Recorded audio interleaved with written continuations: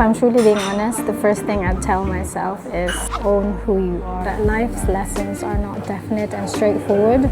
It's really a process where digging deeper and truly being honest is essential. I've spent a lot of years being so insecure about everything that I do and everything that I am. Looking back, it's not like I lack any talent or skills or like having good values or any physical attributes that people tend to admire on the surface. I actually feel quite blessed in that sense. But I was living quite a lot in my head, and I realized now that I've actually internalized a lot of things that shouldn't have been mine to carry.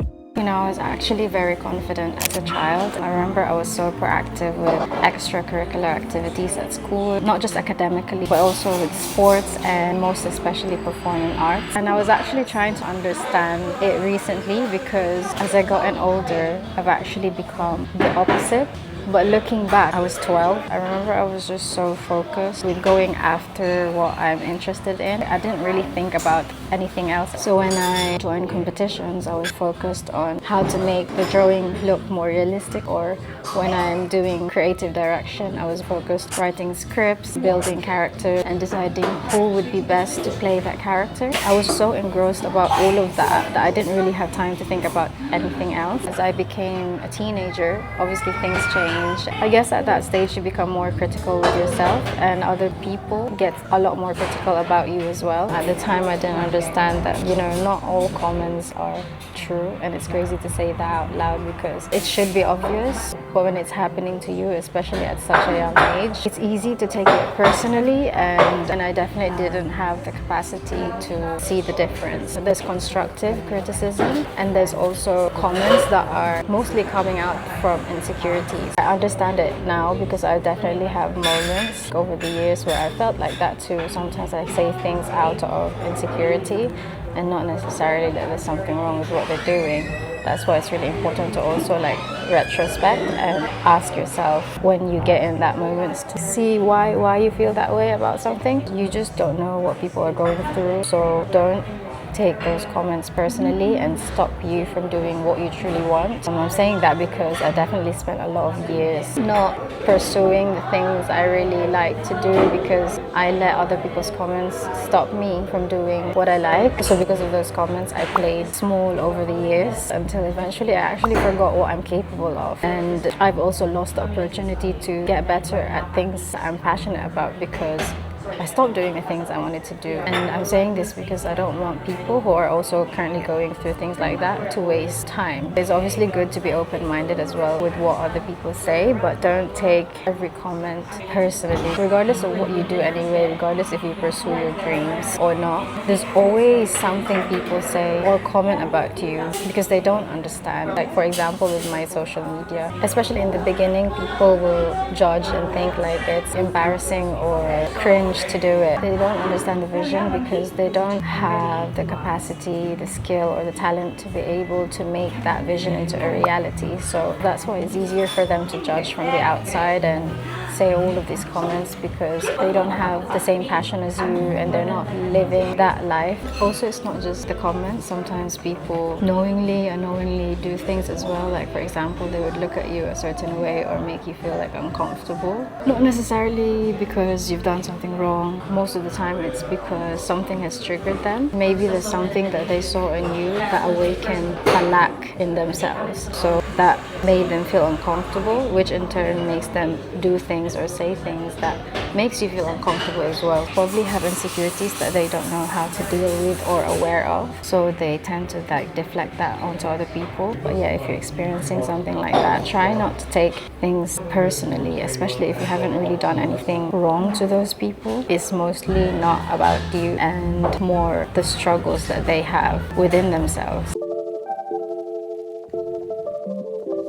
Hello guys, I'm currently in Hampton Court Palace and it's actually really nice today. I really want to film, but also at the same time I want to take in the moment because Oh, the weather is so nice. Anyway, another advice I would tell my younger self is to respect your own boundaries. I really learned this the hard way. I think for quite some time I was prioritizing other people's feelings first before mine, and that's not good. It may work temporarily, but in the long run, you'll get burnout and you almost kind of build that resentment if you don't realize it. And it works in all aspects of your life. So for example, when I was younger, my first job was McDonald's, and at the time I didn't really know my boundaries. So I would always take on work even though I feel it's too much. It's good to think outside the box and also make more effort in certain things, but at the same time, you don't really want to keep doing that, or you don't want to always push your boundaries because it leaves you in a gray area.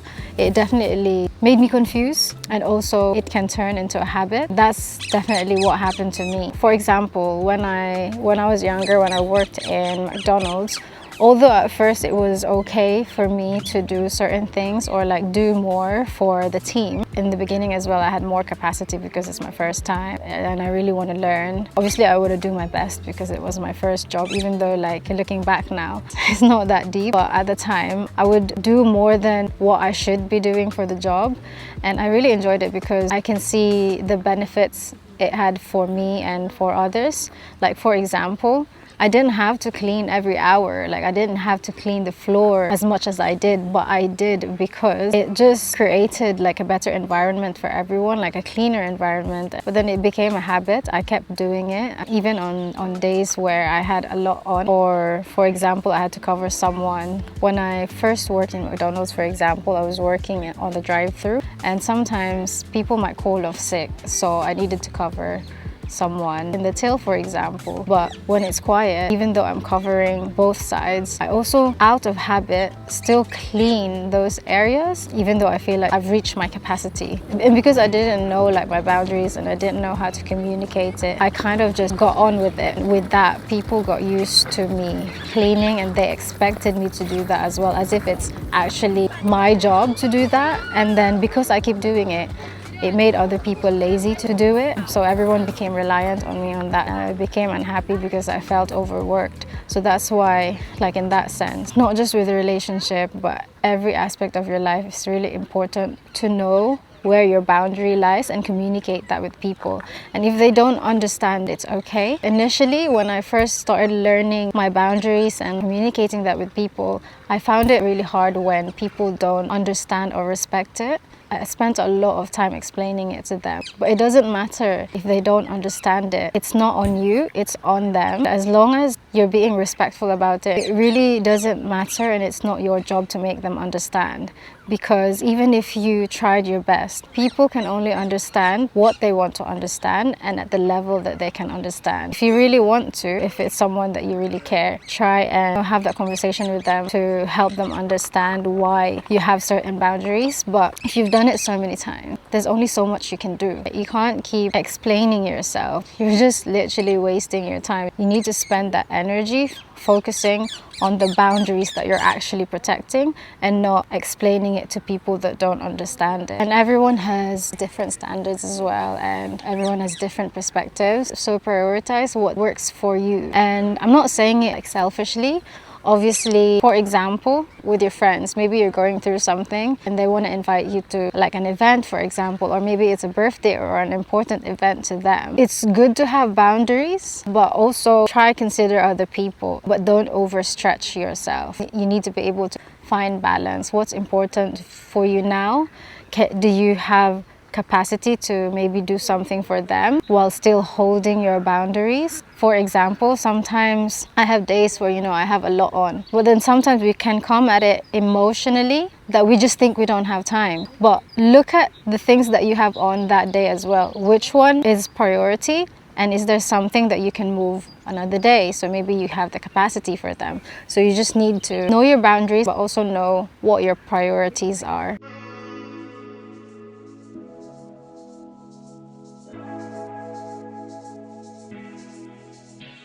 The next advice I tell myself is appreciate the effort but trust the pattern. This one applies more for relationships, romantic or friendships. When you like someone, it's so easy to say things, obviously, that are like nice to them. I find that especially with women, we tend to hold on to people's words, and I think sometimes we place more value than we should on those words. I definitely did that when I was younger, and that was something I needed to learn the hard way. For example, in dating, so if someone likes you, they obviously want to put their best foot forward and they would say nice things to progress the relationship. When I was younger, I definitely tend to hold on to what people say to me rather than their actions, and that's where I definitely went wrong.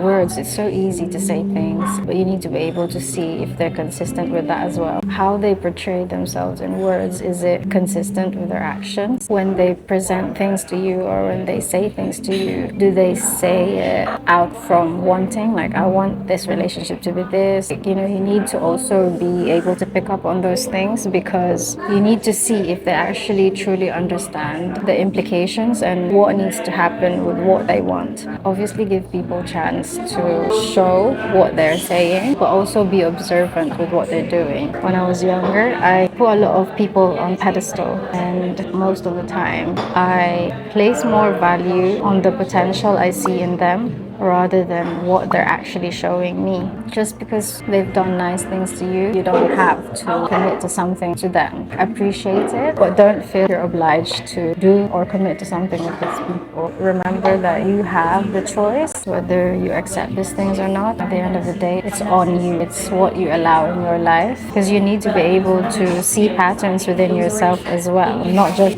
from other people, but you also need to evaluate yourself and see that pattern as well, so you can change it if you need to. For example, I was complaining about, why do I keep meeting these people? Why is he like this? Why is he like that? But then also at the same time, I was allowing those people to be in my life, and that was on me. It took me so long to realize that. But when I realized it, I'm more aware of these things, so I don't accept those things that I used to allow when I was younger. I remember one of the things that I keep saying is that he's nice or she's nice, not realizing that that's the bare minimum, I held on to that and not really factoring in the patterns around that or in that relationship. Is really a process. I could advise you whatever, but I also understand that if you don't have the experience, although you understand what I'm saying, you may still allow those things because you haven't fully explored that. And that's fine as long as you're not putting yourself at risk and as long as you're safe. You never really learn things until you actually experience it yourself. But also, I forgot to say that though it's important to appreciate people's efforts, you also need to recognize your own efforts, because sometimes we can tend to overvalue what other people do to us, but then devalue what we do for them. So yeah, appreciate your own efforts as well, and consider that, like, for example, in friendships, and they would tell you like things they understand about a relationship, for example, and how ideally that works for them or how they want it to work. But then you also need to be able to compare that to how they are in their daily lives, for example.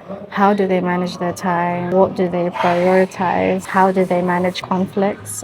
Because I think it's actually in those moments that you actually see their true character, or if they have an open mind to change and reflect on what they've done. So yeah, there's something I would advise myself, my younger self, is to observe those things, because I definitely didn't then, and I wish I did. Sometimes we give people chances, not because we truly believe that they can make things happen, but because we believe in ourselves that we can change things. Not necessarily that they're capable of it, but it's more on the potential that we see for them and that we see in ourselves. People do grow. You need to give them that allowance as well, but you really need to see like the pattern too. Watching and editing this video made me realize that I really do need to film this type of videos like somewhere quiet, because it was quite distracting, but hopefully you still enjoyed that and learned something from it. There's so much more I wanted to share, but I couldn't get more into it outside. But if you enjoy this type of videos, then let me know. I'll probably do like a part 2 of things I've learned, or my voice is gone because I've just been to a cafe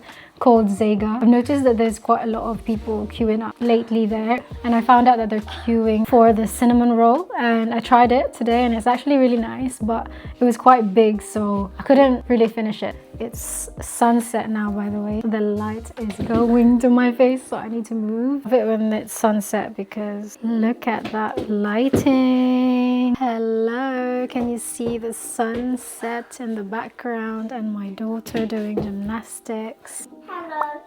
She loves Doing gymnastics. yeah, so she's been doing gymnastics on the floor. So yeah, thank you guys for watching my video, and I'll see you in my next vlog. Don't forget to like and subscribe. See you guys next time. Bye.